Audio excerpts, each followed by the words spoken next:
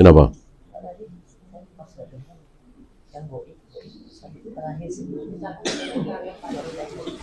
Kita tidak boleh meminta kepada siapapun yang goib. Goib itu apa sih? Iya, nggak kelihatan, ya. Seperti di balik tembok ini, goib bagi kita. Ada apa kan kita nggak tahu, gitu ya. Nggak boleh. Apalagi sudah mati, apalagi di luar daerah, luar negeri. Satu-satunya yang goib yang boleh kita minta hanya Allah. Allah kan gaib bagi kita. Tidak di depan kita, kita nggak lihat, kita nggak dengar. Tapi kita minta kepada Allah. Kalau kita minta kepada selain Allah, boleh juga, tapi jangan gaib. Di depan kita. Tolong dong bikinin ini, tolong dong bikinin itu. Tentu ini boleh. Kalau gaib tidak boleh. Ya. Ya mirip, kan mayatnya nggak di depan kita, goib kan? Jadi arti goib itu apa? Nggak kelihatan, nggak di depan kita, itu namanya goib. Salat goib itu mayatnya kan tidak di depan kita, maka disebut salat goib. Rasulullah seumur hidup salat goib cuman sekali, yaitu buat Raja Najasyi. Karena Raja Najasyi masuk Islam secara sembunyi-sembunyi rahasia. Jadi jelas tidak disolati karena sekeliling beliau Nasoro semua. Padahal banyak sahabat yang meninggal di luar Madinah. Ja'far bin Abi Thalib misalnya, Abdullah bin Ruwahah misalnya, Zaid bin Harisah misalnya, tapi tidak disolati oleh Nabi secara gaib. Kenapa? Karena sudah disolati. Jadi sholat gaib adalah untuk mayat yang belum disolati.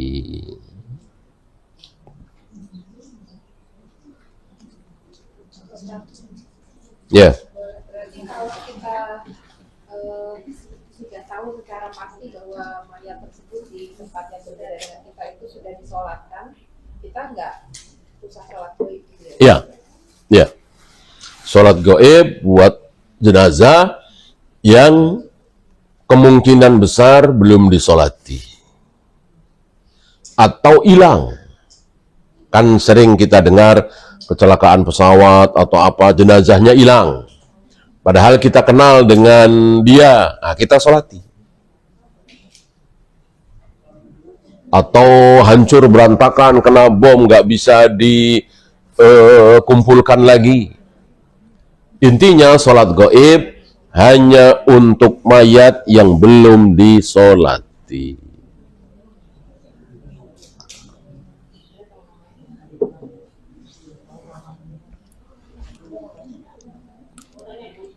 Ada lagi? Silakan.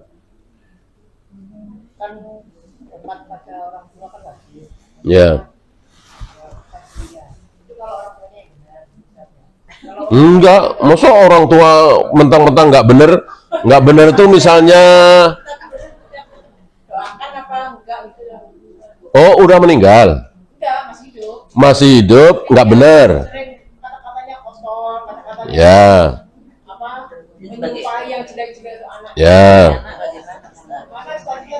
ya, anaknya disuruh apa?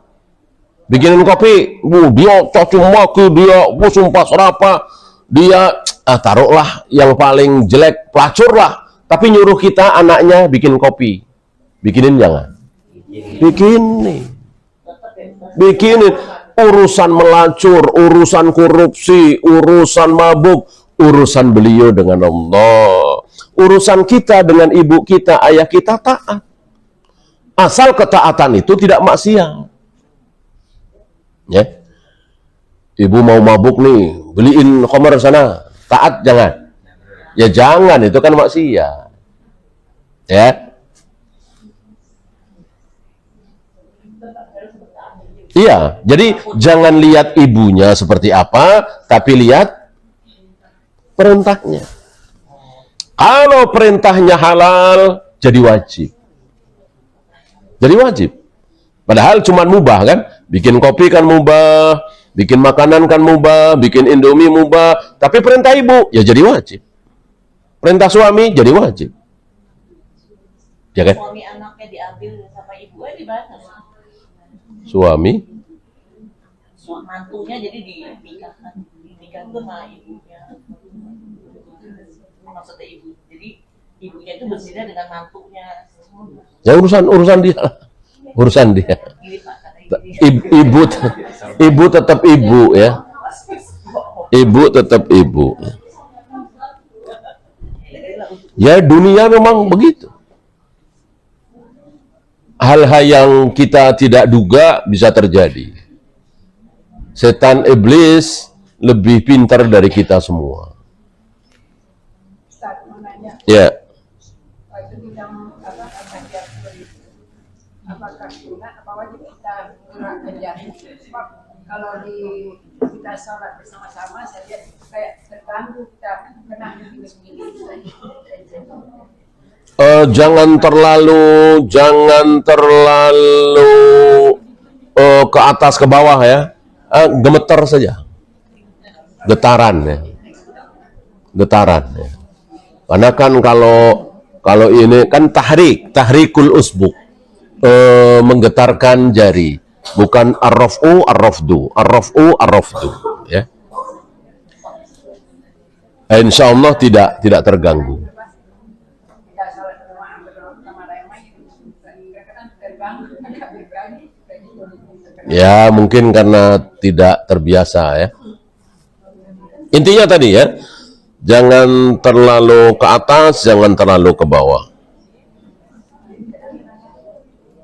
Ustaz, Ya. kalau misalnya itu mengenai saya ada tanya mengenai bulan Islam Ustaz 1, 2, dan 3, tapi ini berbeda pendapat. Nah itu bagaimana mengikuti yang mana Ustaz? Allah sudah mengatakan wa in tanaza'tum fi syai'in farudduhu ila Allah war Rasul. Jika ada perbedaan pendapat, kembalilah kepada Allah dan Rasulnya. Buka Al-Quran, kembali kepada Allah dan Rasulnya, Al-Quran dan Sunnah. Maka ya kembali, kan ibu bisa baca sendiri di An-Nisa. Ini masalah faraid ya, masalah warisan. Ya baca coba di An-Nisa ayat 11-12. Insya Allah gamblang di situ. Ya. Suami dapat berapa, istri dapat berapa, ibu dapat berapa, ayah dapat berapa, dijelaskan di situ. Ya. Kalau anak kita laki-laki semua gimana? Gimana apanya? Anak laki-laki warisannya, Hah? warisannya, lagi warisan. Iya, misalnya warisannya 100 juta, anaknya laki-laki semua 4, ya 100 bagi 4. Gitu. Kalau ada yang perempuan 1, ya diatur gimana caranya sedemikian rupa sehingga yang laki-laki 2 kali lipat dari yang perempuan. Ya.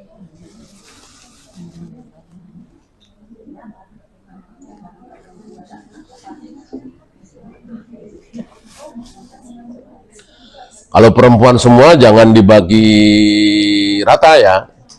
Anaknya perempuan semua 4, hartanya 100 juta, maka 100 juta dibagi 4, betul? Salah.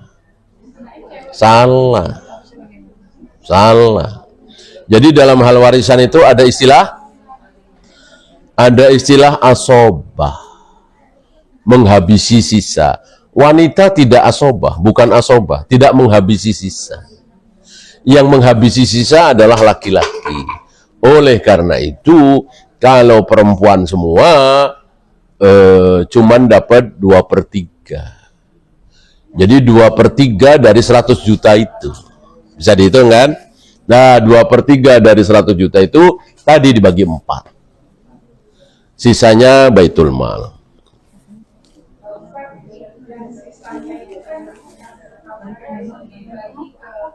Keluarga bapak atau Kalau ada. saudaranya, Ya. bagaimana caranya kita tahu bahwa ini harta Yang dibagi itu harta yang bagaimana? Hartanya mayat. Harta Hartanya mayat. Yang meninggal siapa? Ayah. Harta ayah, harta ibu jangan. Karena dalam Islam tidak ada harta gono gini. Artinya harta suami, harta istri, harta suami, itu salah. Harta suami, harta istri, ya harta istri. Yang meninggal suaminya, ya harta suaminya itu yang dibagi waris. Harta istrinya jangan. Rumah ini atas nama siapa? Suami. Mobil ini asal sama istri, ya jangan, kan masih hidup. Gitu. Kalau ibunya udah meninggal bagaimana? Asal nama ibu. Iya, satu-satu makanya, satu-satu. Jadi yang meninggal siapa duluan? Ibu. Nah, seluruh harta ibu dibagi waris. Kalau ada, nah, suaminya dapat kan? Suami dapat setengah atau seperempat kan? Tergantung istrinya ini meninggalkan anak apa tidak. Gitu. berarti harta setelah menikah itu ada harta suami sama harta istri itu Ustaz. Gimana? Harta setelah menikah. Enggak ada. Harta suami, harta istri. Dalam Islam tidak ada istilah harta gono gini. Itu kan dalam hukum kita saja. Misalnya setelah nikah, saya dapat uang, ya uang saya. Setelah nikah, istri saya dapat uang, waris misalnya, ya harta istri saya. Nah, cuman yang wajib membiayai rumah tangga itu, bayar listrik, bayar telepon, bayar sopir, dan sebagainya, itu laki-laki. Bukan perempuan. Gitu. Ya.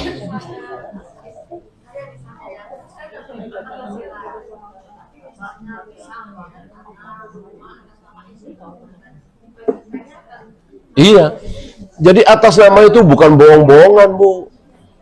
Jadi hitam di atas putih, sertifikat, BPKB itu bukan bohong-bohongan. Jadi ya bener. Misalnya suami, udah ini atas nama kamu aja ya. Ya, rumah ini, mobil ini atas nama kamu ya. Semua, satu ketika cerai misalnya. Ya udah, suami nggak punya apa-apa. Orang atas nama istri, gitu ya. Jadi atas nama dalam Islam itu bukan bohong-bohongan.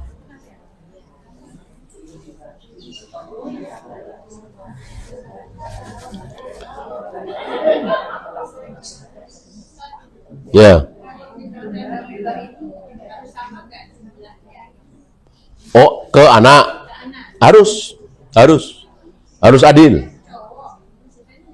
Iya. Harus, kan bukan waris ini, hibah kan? Yang separuh itu waris. Waris itu Allah yang bagi. Kalau hibah kan kita yang bagi kan? Misalnya anak pertama kita kasih 100 juta. Kedua, ketiga, keempat, kelima, mau laki mau perempuan, 100 juta semua. Harus sama. Nggak boleh beda. Harus sama. Nabi pernah menyaksikan itu, Nabi bilang, aku nggak mau jadi saksi. Ini dolim. Harus sama.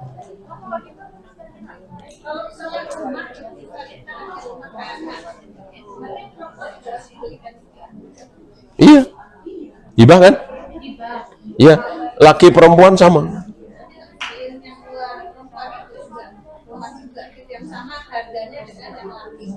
Iya. Kalau hibah. Yang perempuan separuhnya itu waris. Kalau waris pasti ada kematian. Kalau hibah kan nggak ada kematian, masih hidup. Kalau waris harus ada kematian dulu. Ini. Iya, terserah orang tua, tapi harus rata. 50-50 semua, 100-100 semua, dikasih tanah 100 meter semua, gitu. Sama. Ustaz, tanya lagi, kalau misalnya ayah udah meninggal, terus ibu meninggal menyusul, punya 2 anak perempuan. Nah, ibu itu sebelum meninggal itu kakaknya meninggal duluan, 2 laki-laki. Nah, itu bagaimana? Tetap nggak ini? Satu-satu. Ayah meninggal. Begitu meninggal itu sehari, 2 hari, seminggu lah bagi waris. Enggak, ini atas nama ibu.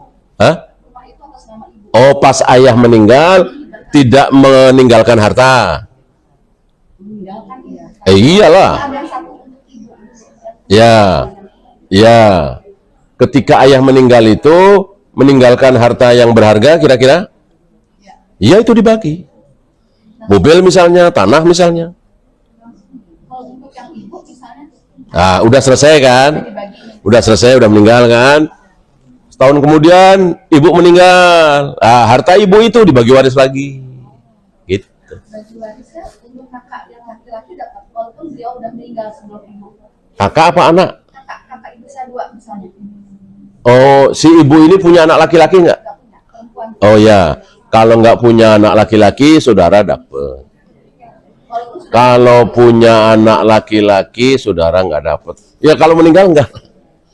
Orang yang sudah meninggal nggak perlu dibagi waris. Oh, sudah meninggal buat apa? atau dibagi buat anak. Enggak. Enggak. Yang meninggal udah nikah. Misalnya ada 3 bersaudara, yang satu laki sudah meninggal. Ini yang berempat kan dibagi waris, tapi otomatis jatuh ke anaknya kan? Meninggalnya duluan siapa? Kan suka ada nih, bapaknya meninggal, bapak saya meninggal misalnya ya, saya kan dapat waris nih, nggak dibagi-bagi, belum dibagi, saya meninggal juga, maka jatah saya turun ke anak-anak saya, gitu.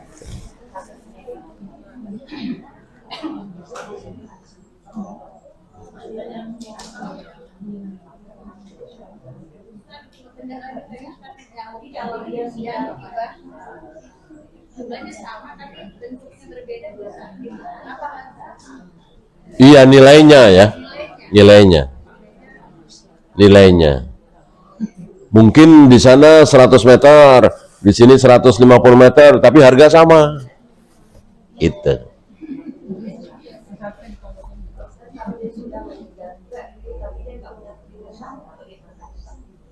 Meninggal nggak punya keturunan, hartanya jatuh ke siapa gitu? Iya, tadi saya nanya kalau ada anaknya.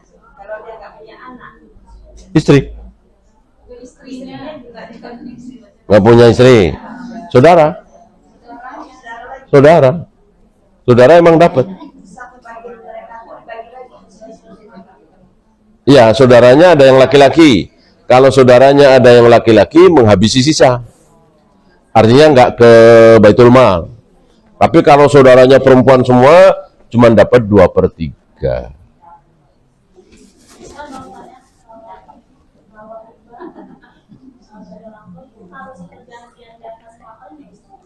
Itu lebih baik, lebih aman, lebih jelas. Di zaman Nabi kan nggak ada materai-materian, ya kan? Tapi kalau sekarang pakai, ya lebih baik. Secara hukum, agar nanti tidak ada perselisihan di kemudian hari. Lebih baik, tapi tidak wajib. Ya. Kan kalau itu tentang orang itu bagi orang itu sehari-hari internet uang jajan itu harus sama nggak? Oh enggak. Kalau nafkah enggak harus sama. Uang saku anak SD dengan uang saku yang sudah kuliah tentu beda. Tentu beda, itu kan nafkah. Yang kita bahas tadi hibah. Biasanya hibah kan udah pada gede nih, udah pada rumah tangga, orang tuanya kaya, dibeliin rumah satu-satu, harus senilai. Harus yang harganya sama.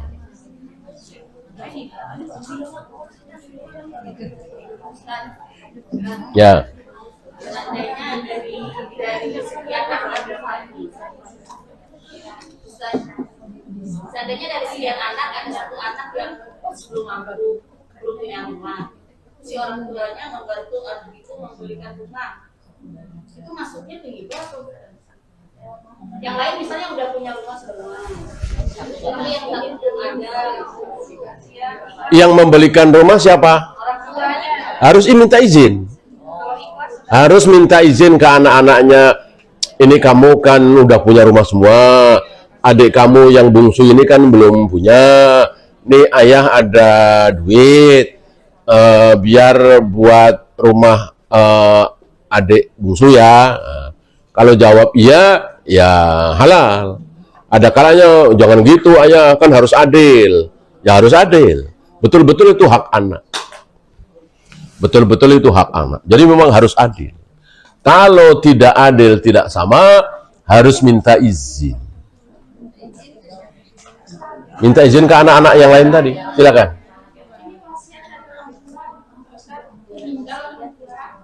Terus orang tua berwasiat siapa yang mempunyai rumah tempatnya bukan milik setelah menjalani peminat setelah ini mampu tinggalkan rumah itu baru kita bisa di sana. Wasiat yang menghalangi hak ahli waris tidak boleh diamalkan. Itu kan menghalangi hak ahli waris. Ketika saya meninggal misalnya, saya punya rumah, tentu anak-anak saya semuanya berhak terhadap rumah itu. Nah, tiba-tiba hak itu saya halangi. Dengan ya niatnya baik tentunya ya. Buat anak yang belum punya rumah. Tapi tetap harus dengan seizin yang lain. Ya. Kalau yang lain sepakat enggak, kita jual aja. Nanti dibagi waris sesuai syariat. Ya harus kita taati. Walaupun ada yang belum punya rumah, walaupun ada yang sudah punya rumah. Gitu. Pak Ustaz, ada satu lagi atas. Misalnya kita ada suami beli rumah, terus nama rumah itu atas nama kita. Waktu pembagian warisan, apakah itu termasuk waris dari adik yang diberikan itu anak-anaknya apa dengan warisan atau Tadi ya, jadi atas nama itu bukan bohong-bohongan. Jadi kalau rumah itu diatasnamakan ibu, maka rumah itu milik ibu, bukan milik suami ibu. Ketika suami ibu meninggal, maka rumah tersebut harta waris apa bukan? Bukan. Kan yang punya masih hidup. Gitu ya. Jadi sekali lagi, atas nama hitam di atas putih itu bukan bohong-bohongan. Jadi betul-betul itu milik ibu.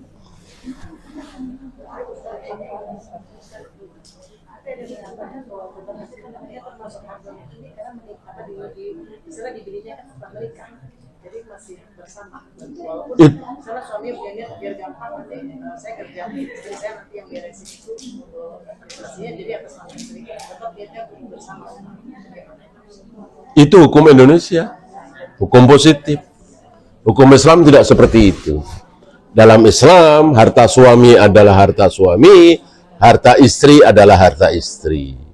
Walaupun didapat setelah nikah. Sekali lagi, Islam tidak mengenal harta gono gini. Kalau di negeri kita kan begitu ya. Harta yang didapat setelah nikah, maka milik mereka berdua. Milik bersama. Dalam Islam tidak. Ya. Tahunnya harta. Ya kan ketahuan. Ya, ini sertifikat atas nama siapa? Suami, ya. Mobil atas nama siapa? Kan begitu. Biasanya atas nama kan yang gede-gede kan. Jarang ini penggorengan atas nama siapa? Ini sodet atas nama siapa? Kan enggak. Paling rumah, masjid, apa, tanah, mobil, panci penggorengan, sodet kan enggak. Kalau ada yang kayak istri serakah gitu, suami harta atas nama istri, Ya terserah suaminya mau diserakain apa enggak. suaminya takut gitu, Ya salah sendiri takut. kasihan amat ya dari duit suaminya.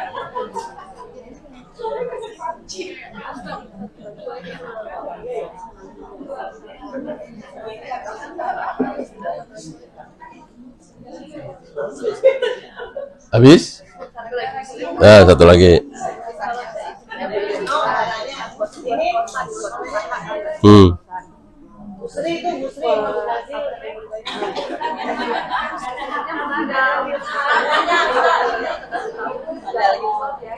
Jadi buat biar jadi biaya bulanan buat pendidikan anak-anak. Soalnya kalau udah dijual takutnya kan uangnya langsung habis begitu aja gitu. Tapi atas nama istrinya dia udah bilang kayak gitu dari awal dari hidup. Pertanyaannya? Pertanyaan. Jadi dia wasiatin jangan dijual dulu rumah untuk yang kos-kosan itu, biar untuk bulanannya itu biar buat pendidikan anak-anaknya gitu. Terus untuk nanti kalau dijual boleh apa enggak? Tapi saya wasiatnya jangan dijual biar nanti buat anak-anak besar rumah kosan, karena kosan itu buat usaha dapat penghasilan bulanan. Jadi begini, membagi warisan itu nggak harus dijual. Taruh kos-kosan tadi ya, nggak dijual. Kan ada hasilnya tuh, ya kan? Nah hasilnya itu dibagi. Dan dibaginya harus sesuai syariat. Ya 2:1. Anak laki-laki dapat sebulan misalnya 6 juta. Nah, yang perempuan ya 3 juta. Karena itu kan waris. Gitu ya. Ketika dijual 2:1, ketika tidak dijual hasilnya doang sama 2:1. Gitu ya.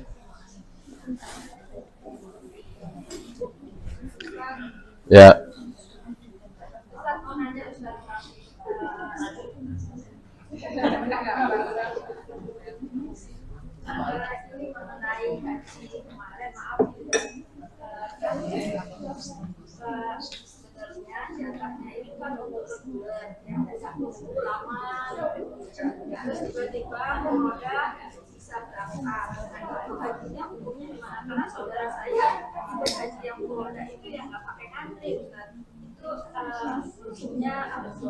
Kita tidak ditanya. Yang akan ditanya yang membuat peraturan itu. Ya. Penguasa nanti akan ditanya. Kenapa yang ngantri nggak berangkat-berangkat? Kenapa yang nggak ngantri langsung berangkat, mentang-mentang bayar mahal? Allah akan bertanya kepada si pembikin kebijakan. Adapun kita yang berangkat, kita ditawari, kita pengen cepat berangkat, ya nggak masalah. Nggak masalah. Sah, insya Allah sah. Sah. Ya, habis. Kita akhiri. Subhanakallahumma bihamdika asyhadu an la ilaha illa anta astaghfiruka wa atubu ilaik.